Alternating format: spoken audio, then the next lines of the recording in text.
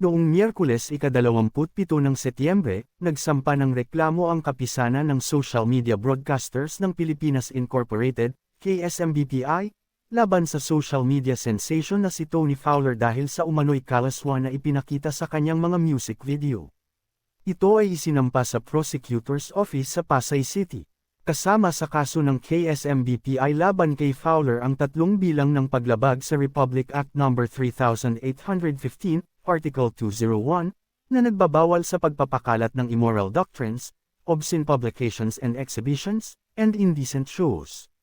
Ang bawat paglabag ay nauugnay sa isa sa 3 music video ni Fowler, MPL, FF, at MNM.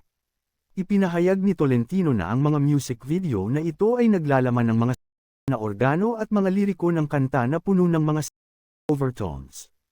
Sa isang ambush interview, binanggit din ni Tolentino na isa sa mga music video ay may kasamang menor de edad. Noong gabi ng Biyernes ika-29 ng Setyembre, gumawa ng opisyal na pahayag si Fowler na tumutugon sa mga paratang ng KSMBPI laban sa kanya sa lahat ng kanyang mga social media platform. Idinagdag ni Fowler na nais niyang iwaksi ang mga kasinungalingan na ipinapalabas ng KSMBPI tungkol sa kanyang mga music video. Una, hindi ako nagpakita ng organs kung hindi boys, linawin po ninyo yan. Hindi ko kayo masisisi kung epekto na ng inyong katandaan ang pagkakaroon ng malabong mata, pero huwag po tayong magsisinungaling lalo na't kriminal ang ikinakaso ninyo laban sa akin. Hindi rin magandang halimbawa sa mga bata ang pagsisinungaling, sulat ni Tony.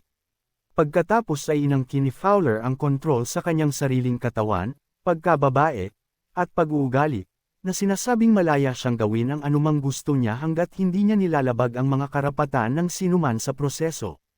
Hindi ninyo lugar ang pagbawalan ng mga babaeng gaya ko, gaya ng pagbabawal ninyo sa aming kilos, pananamit pati na rin sa pakikipag-usap. Hindi kayo ang karapat-dapat na manguna sa pagpuna lalo na sa mga usaping sexual naming kababaihan dahil unang-una, hindi ito bawal at hindi kayo babae. Iminungkahi ng social media star na dapat ay nagsaliksik muna ang KSMBPI bago magsampa ng reklamo laban sa kanya, dahil sinabi niya na ang kanyang behind-the-scenes vlog para sa MPL music video shoot ay malinaw na nagpapakita na ang tequila sa camera ay pinalitan ng juice. Pinabulaanan din ni Fowler ang pahayag ng KSMBPI na ang isang minor de edad ay hiniling na magbida sa mga sexual na eksena sa mga music video. Sinundan niya ito sa pagsasabing ang mga sexual na tema ay hindi dapat ay censor para sa mga kabataan dahil ito ay mga normal na bahagi ng katawan ng tao at natural na mga karanasan.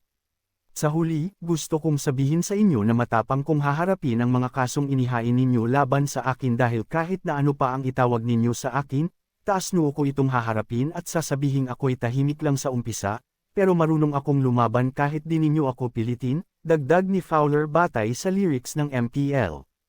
Kung mapatunayang guilty si Fowler sa mga alegasyon ng KSMBPI, maaari siyang mapatawan ng parusa mula P6,000 hanggang P12,000 kada music video. Posibleng makulong si Fowler ng hanggang 20 taon. Kasama sa music video ng MPL ang peking-ari ng lalaki, gayon din si Fowler at iba pang mga taong nakadamit ng mapanukso.